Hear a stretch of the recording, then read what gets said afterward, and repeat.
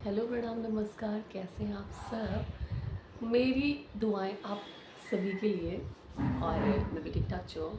तो बात करते हैं। जैसा कि मैंने आपको पहले भी बताया है कि अधिकारी वर्ग के जो लोग हैं वो जालसाजी के, ठगी के शिकार ज़्यादा हो रहे हैं। और अभी तक मेरे पास जो केसेस आए हैं, पूर्व डीजीपी, पूर्व जनरल, कर्नल, इन लोगों से ठगी हुई है करोड़ों रुपए की। और ऑनलाइन ठगी हुई है, फ़ोन कॉल के माध्यम से ठगी हुई है, व्हाट्सएप के माध्यम से ठगी हुई है, डिजिटल अरेस्ट करके ठगी हुई है। डिजिटल अरेस्ट टर्म मैं आपको बता देती हूँ, अगर आप लोग को नहीं पता है कि आपको जैसे पुलिस, जैसे कि थाने में अरेस्ट कर लिया जाता है ना लोगों को, कि आपको पुलिस ने अरेस्ट कर लिया, अब चलना पड़ेगा आपको वहाँ पर। आप पुलिस के द्वारा एक तरीके के बंधक होते हैं कुछ समय के लिए, या फिर लॉन्ग टाइम के लिए। जब आप पे अपराध सिद्ध होता है तो आपको फ़ोन पे अरेस्ट कर लिया जाता है बड़े पुलिस अधिकारियों के द्वारा, जो कि फेक होते हैं। वो कोई अधिकारी नहीं होते, लेकिन वो आपको बता रहे होते हैं फ़ोन कॉल पे, व्हाट्सएप कॉल पे। पूरा थाना आपको दिखाया जाता है बैकग्राउंड में, और पुलिस वगैरह, अधिकारी वगैरह दिखाया जाता है, और कहते हैं कि आप अभी डिजिटल अरेस्ट हो हमारे द्वारा, ठीक है, और आपका अपराध ये आप पे अपराध है, ठीक है। तो कई तरीके की ऐसी घटनाएं आ चुकी हैं। आम आदमी का तो समझ में आता है अरेस्ट हो जाना। कई बार तो आम आदमी भी बड़ा होशियार निकलता है, लेकिन अधिकारी वर्ग के लोगों का, वो भी पुलिस और आर्मी में, आर्मी के बड़े बड़े पदों पे बैठे हुए लोगों का इस तरह से फंस जाना आश्चर्यचकित करता है। उन लोग को अरेस्ट कर दिया जाता है कि आपके नाम पे कोई पार्सल जा रहा है जिसमें ड्रग है और आपत्तिजनक सामान है, अवैध सामान है, और आप अरेस्ट हैं हमारे द्वारा। 2-2 3 दिन अभी पूर्व जनरल को, पूर्व मेजर जनरल को 5 दिनों के लिए डिजिटल अरेस्ट किया गया था अपराधियों के द्वारा, साइबर अपराधियों के द्वारा। तो ये बात ना कुछ समझ नहीं आती है। 5 दिनों तक एक इतना बड़ा आदमी, जिसका जिसका नाम सुनते ही हम उसके मेंटल लेवल का अंदाज़ा लगा देते हैं कि भाई ये इतना बड़ा अधिकारी, तो इसका ज़बरदस्त मेंटल लेवल होगा।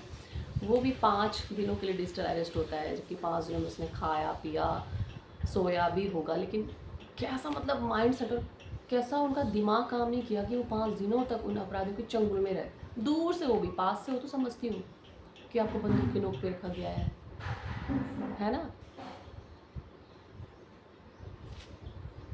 तो यहाँ पर जो मामला आया है वो पूर्व डीजीपी, और आप समझते हैं जो डीजीपी होते हैं वो पुलिस सेवा से संबंधित होते हैं।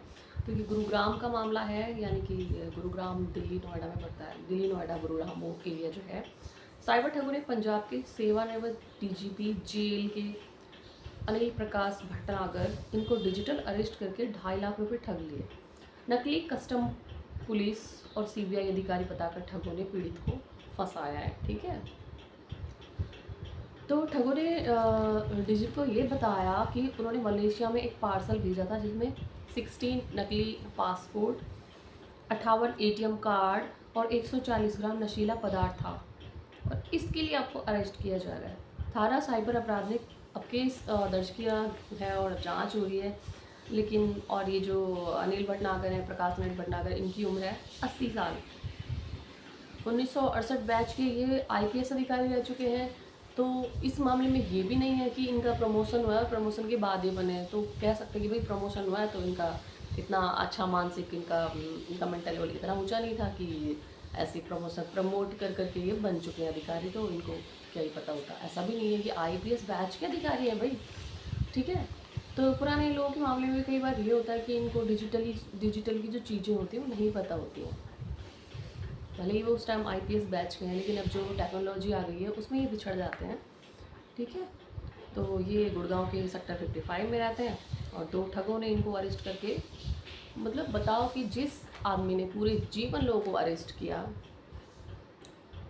उस आदमी को न चाकू की नोक न बंदूक की नली, अरेस्ट कर लिया गया।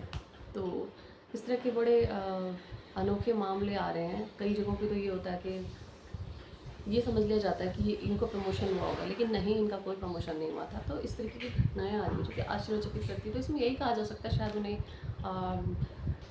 टेक्नोलॉजी की समझ नहीं है।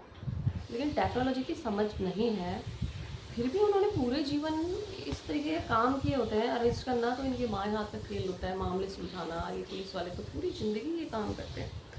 पता नहीं किस तरह से ये झांसे में आ जाते हैं। तो जब इतने बड़े अधिकारियों की ये हाल है, तो एक आम जन का क्या हो सकता है। और ज़्यादातर केसेस में क्या होता है कि लोग ना रिपोर्ट नहीं दर्ज करवाते हैं, शर्म के मारे, बदनामी के डर से। और कुछ लोग सोचते हैं सारे बदनामी के डर से, और ये सोच कर कि हमारे पैसे वापस नहीं मिलने वाले, बहुत सारे लोग अपनी कंप्लेन नहीं दर्ज करवाते हैं। तो मेरा आप सभी को एक ही संदेश है कि आप सावधान रहें, सतर्क रहें। आपको इस तरह का कोई कॉल आता है तो बिल्कुल नहीं डरें, और उन लोगों का कॉल कट करके आपको जिस भी माध्यम से डराया धमकाया जा रहा है, आप बिल्कुल, अगर पुलिस केस के लिए डराया जा रहा है तो बिल्कुल भी आप ना डरें। कहें कि हम अपनी तरफ से पुलिस स्टेशन जाएंगे और पता करेंगे कि क्या मेरे खिलाफ ये मामला है। और डिजिटल अरेस्ट जैसा अभी कोई टर्म आया ही नहीं है। गवर्नमेंट की तरफ से भी ऐसा कोई कानून नहीं है, नहीं बना है। भविष्य में तो बन सकता है, लेकिन अभी ऐसा कोई कानून नहीं बना है कि आपको डिजिटली अरेस्ट किया जाए।